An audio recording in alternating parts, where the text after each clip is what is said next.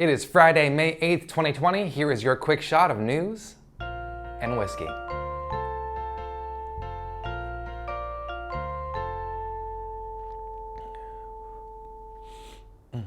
President Trump announced that he would be disbanding the coronavirus task force this week, which prompted what many would consider a reasonable amount of outrage. Why would you do that now? Then, after receiving many phone calls from many respected business people, he has decided to continue the operations of the task force. Trump stated that he had no idea how popular the task force was, but then reasoned he understood why people like it so much because it's full of such incredible people. Now, something inside of me is compelled to remind our commander-in-chief that a response team isn't judged by its popularity like one of your beloved beauty pageants. They should be judged by effectiveness. But unfortunately, the American people have been forced into realization that having a shitty plan is better than having no plan at all. We want someone in the driver's seat because then there's a hand on the wheel. Even if we're driving in the wrong direction, at least we won't flip over if we hit a bad pothole.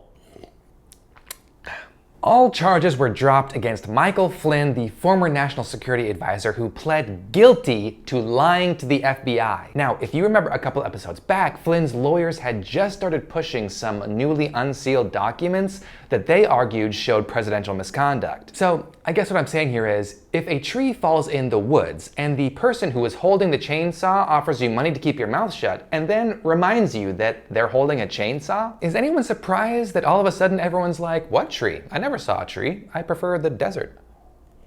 And in our final story, the U.S. Bureau of Labor Statistics released the April jobs report this morning, and we broke records, y'all. And they're not the good kind. The unemployment rate rose to 14.7%, which is a single month increase of 10.3%. This is the highest single month rate and the largest over-the-month increase ever recorded in the United States of America. This also means that we have officially hit Great Depression levels of unemployment. The actual number grew from 7.2 million to 23.1 million people unemployed. Now, in sticking with the theme, that's like if New York City, Los Angeles, Chicago, Houston, Phoenix, Philadelphia, San Antonio, and Portland, Oregon all lost their jobs.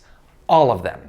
Gone. And in case you were wondering, that is the 7 most populous cities in the United States of America, and Portland, Oregon as well, but I'm an Oregonian and I'm gonna fit her in there whenever I can, and the numbers fit. And what's truly so jarring about all of this is all of this has happened in a month and a half, and there's no real clear light on when things are gonna start to improve. While many states are trying to push to reopen, the simple fact is that the public opinion of breaking quarantine and going out into public to businesses and stores, it's just awful right now. The New York Times reported that in Georgia, where restrictions are already starting to ease, there's been very little increase in small businesses opening back up, and consumer spending hasn't risen any more than any other state that's still in lockdown. So what's the takeaway from all this? How can I possibly make a joke about the United States economy being completely decimated and people's entire livelihoods just vanishing?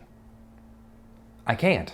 All I can offer is this. The United States has seen this before, we beat it, and we will beat it again. Now, I know the Spanish flu of 1918 and the Great Depression did not happen at the same time, and it looks to be that's what we're facing right now simultaneously. But think of it like this, and I need you to stay with me here.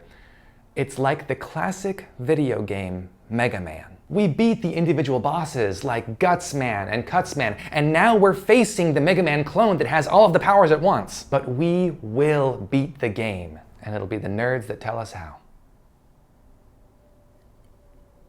All right, my friends, that is all I've got for you today. I hope that you are staying happy and healthy. Have an amazing weekend. Don't forget to like and subscribe if you haven't already. But in any case, we'll see you back here on Monday. Until then, cheers.